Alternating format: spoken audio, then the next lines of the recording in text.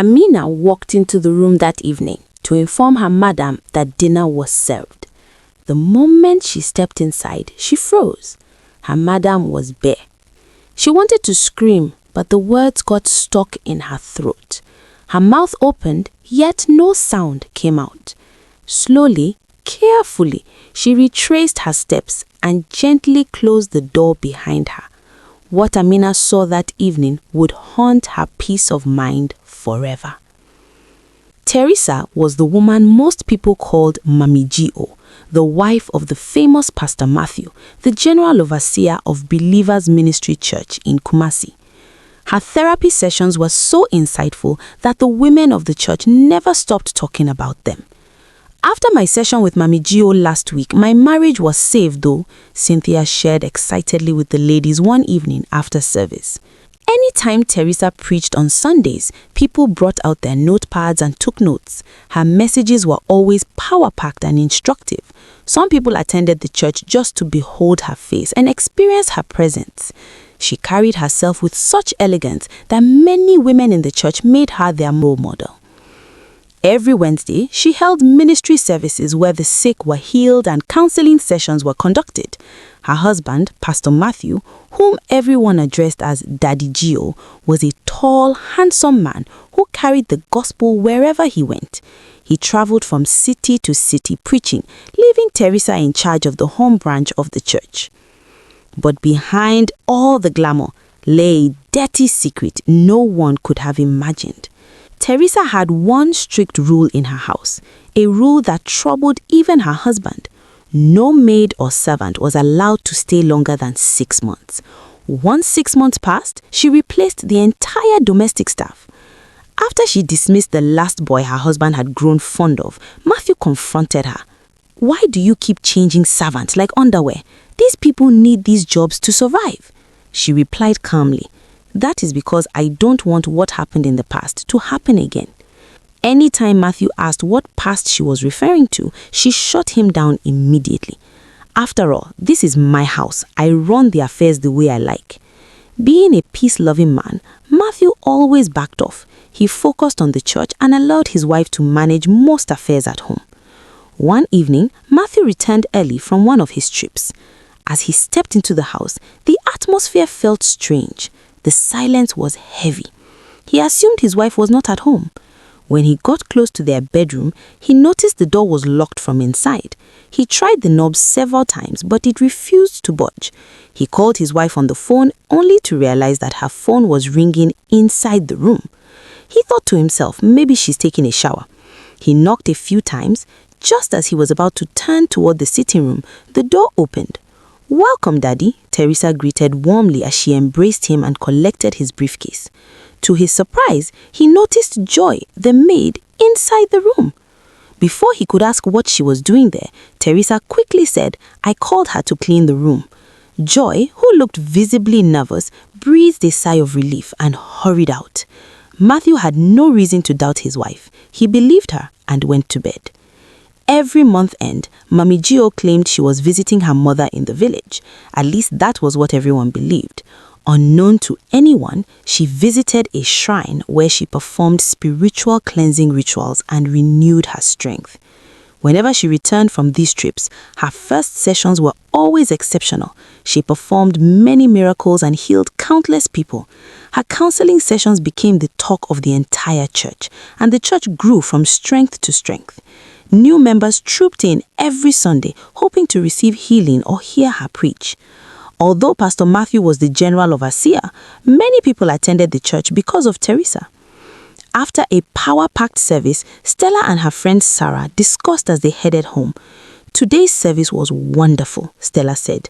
"It truly was," Sarah replied. "My sincere prayer is that God blesses them with a child's son." Teresa and Matthew had been married for 15 years without a child.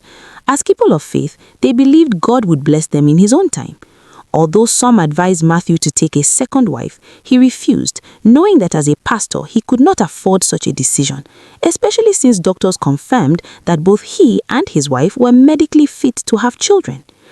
What Matthew did not know was that their childlessness defied science. Back in the present, Amina was restless. She could not forget what she had seen. Any time she saw her madam, her heart skipped a beat. She now looked at her with fear and pity. One day after service, as the ladies escorted Teresa to her car, a madman suddenly began shouting in front of the church, evil people, stop deceiving the innocent." People stared at him in shock. He kept shouting until the car drove past. That was the last day anyone ever saw the madman. Some said he died, others claimed he relocated, but no one ever saw him again. The church continued to flourish until a Ghanaian pastor moved into the city and established a church in the same area. At first, it wasn't a problem, but soon members began leaving Believers Ministry for the new church. The new pastor, Pastor Jerry, was known as the Holy Ghost pastor. Whenever he made declarations, they came to pass. He healed people in large numbers, and his prophecies never failed. This greatly worried Matthew and Teresa, especially Teresa, who began losing the women who once followed her everywhere. When Stella and Sarah also joined the new church, Teresa said to herself, "This man thinks he can come here and destroy what I built for years. I will never allow it." She told her husband she was visiting her mother again. As she approached the shrine, the native doctor sensed her distress. "My daughter, I see that you are troubled," she said. "Yes, Baba," she replied. "A new pastor is taking away my members and ruining everything we've built." He assured her not to worry. He promised to fortify her with new charms, ones that would not only bring her members back, but also destroy Pastor Jerry. It was a decision she would later regret. She spent 3 days and 3 nights inside the shrine, sealed in a wooden box carved like a coffin. When the rituals were complete, she returned to the city, determined to destroy Pastor Jerry and reclaim her followers. Days passed, and then came the night. She wore a black robe, tied a red cloth around her head, and marked her eyes with white chalk. Before her husband returned home, she leaned against the wall in her room and disappeared.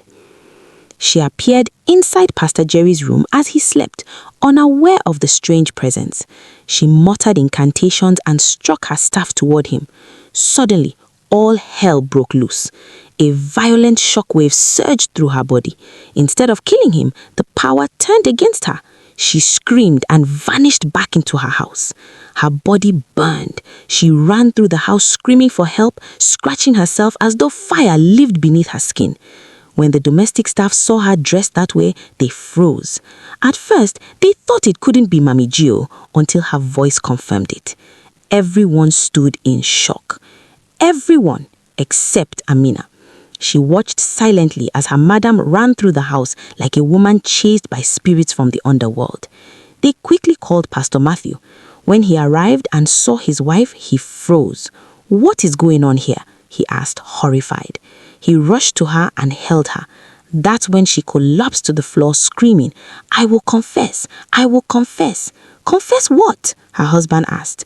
Through tears, she confessed that she was responsible for their childlessness, that she had sacrificed her unborn children in exchange for spiritual powers.